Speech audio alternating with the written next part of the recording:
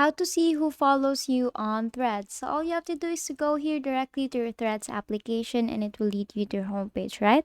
Now here on the bottom part, you'll see 5 different options. You will see home icon, your search, your create post, your hearts, and then your profile icon. Tap on your profile icon there and it will lead you here and it will look like this.